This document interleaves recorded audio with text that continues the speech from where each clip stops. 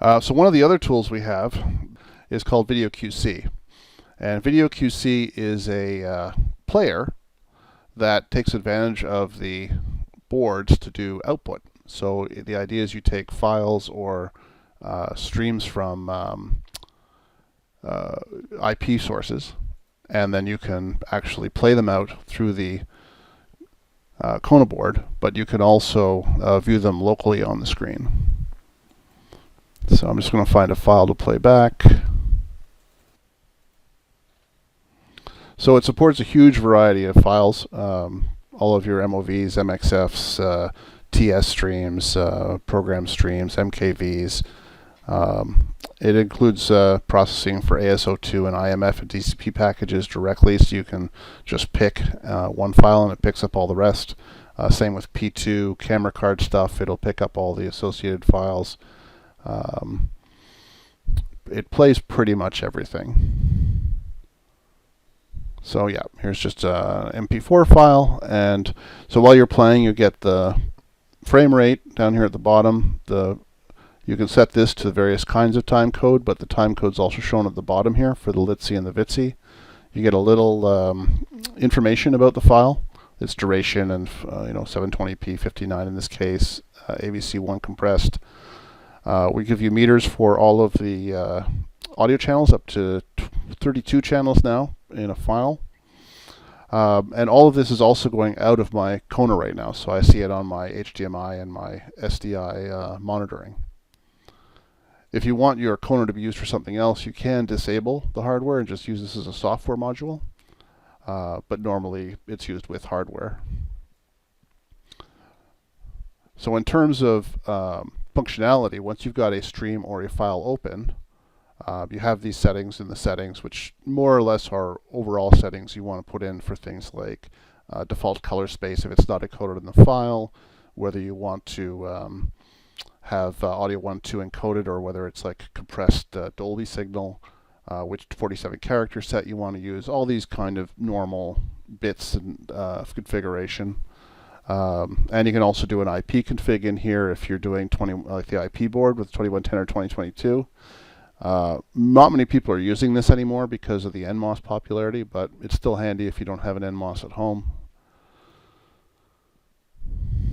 You can also set up a watch folder, and the watch folder, when you drop things in, can do things like make reference movies or do an analysis or conversions on files. You can switch between this basic UI, which is a little bit smaller, and the more advanced UI with more information. It also has all of the display modes that we had in the 4K scope. So the same Luma, red, green, all of the zebras, focus assist, calibrations, opacity, and all the keying and false color.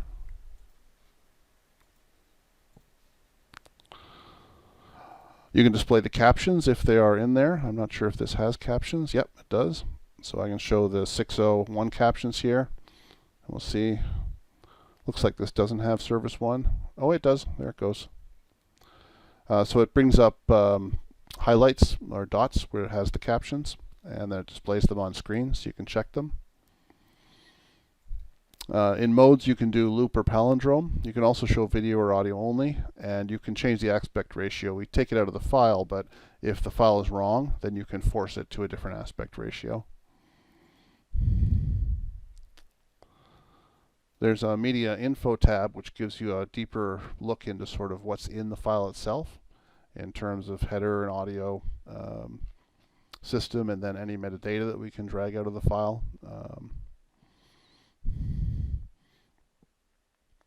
There's also a full set of waveform vector scopes. So the same scopes that we saw in the previous one, you can also do here. So now we're looking at the scopes from the file as opposed to from the input, but it's actually the same set of scopes. So these would be used for when you're checking a file, or if you were doing a check on like an IP input, be it a SRT, RTP, UDP, RTSP, that sort of thing.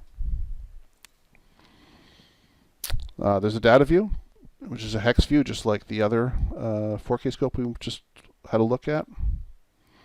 And in this case, you can also select by clicking where the start is. And with that, there's also a close-up view of that area you're looking at in terms of the color that's there.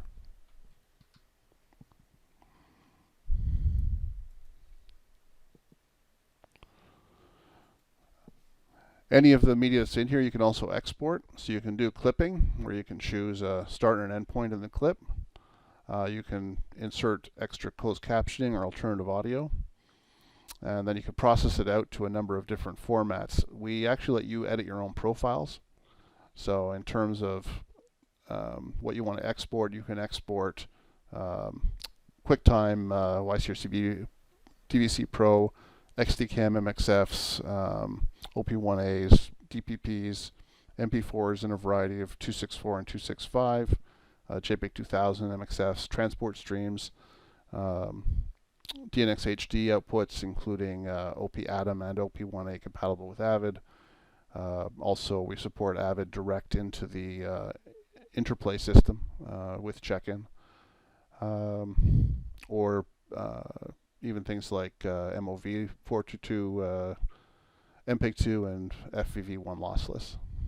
And you can make one or more of these outputs at the same time from your file.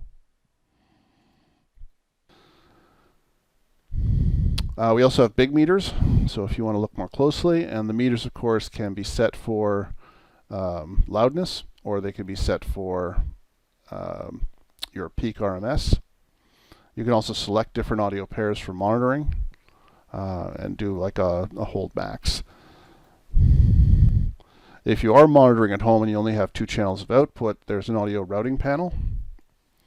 So here we only have 2 channels, but basically you can pick routing to route any pair to any other pair in the system. So you can either, if you're coming out of the Kona, for instance, you can reroute the 5.1 from the position 3 through 8 down and route your audio full pair up to 7/8, which would be more common for output. Or if you want to hear everything on your multimedia speakers, you can route everything to 1.2 and get the whole audio out.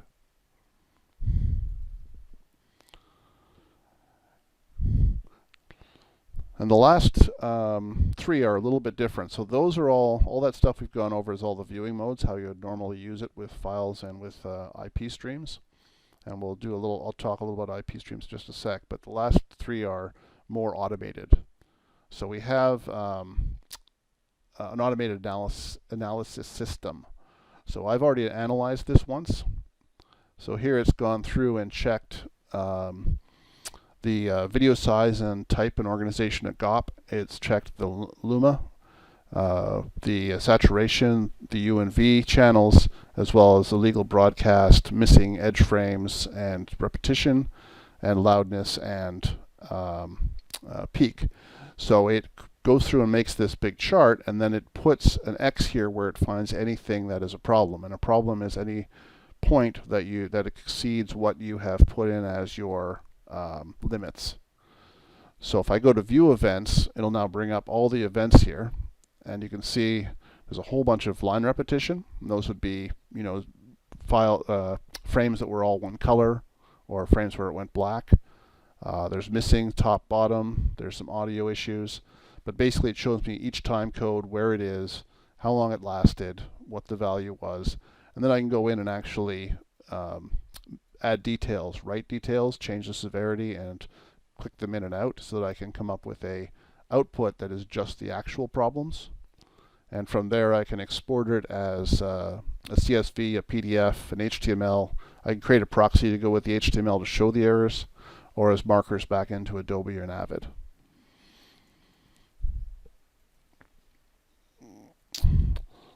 The other one that's interesting is the compare files.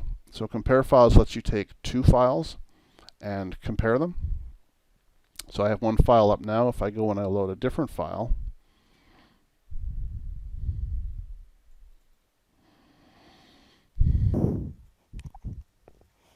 so now both files are loaded, and if I change my mode here from left only to side by side, then you see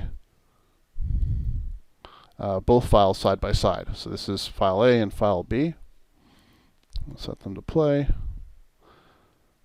And there's a whole bunch of different ways you can view this. I can show them over under. I can show a difference between the two with the multiplier. I can onion skin the pair. Side by side, full picture, same side. I can do a seamless split between the two. And all these are adjustable. So once the split's there, I can actually move it around to look at different parts of the signal. Oops. I can do a mirror back and forth. Do a subtraction like an A-B with threshold to show the differences.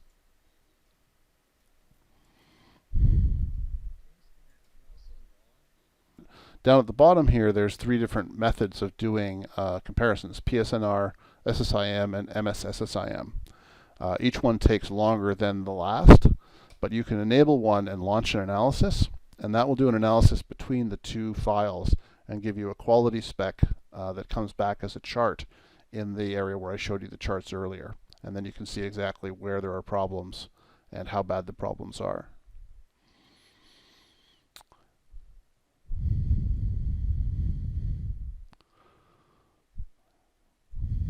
And the last one is the QC check. So QC check basically is designed for facilities who have media coming in.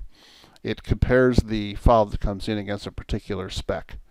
So in here, I'm comparing against a XDCAM 720p. So this isn't an XDCAM 720p that I loaded, so it fails. You can see here it's failed all of these checks. And then it goes in and tells me why it failed. And it has to do with the audio size, the number of audio channels, the type of file is wrong, the compression is wrong. But this is a nice quick way that people can bring in files and immediately tell whether it's even in the house format and even worth checking visually or checking with the automated QC. So the last bit is just the stream. And the streaming bit, opening a stream, you can open a bunch of different stuff. You can open NDI streams from NewTek stuff. Here I've got I can play directly off an HTTP, like a web source. I can bring in SRT streams or UDP or RTP and play them out. Or I could even go, these are streams that are on S3. So this is an S3 stream. It'll go to Amazon, it'll do the authentication and all that sort of stuff. And then I can play it from the S3 just like I would from a regular drive.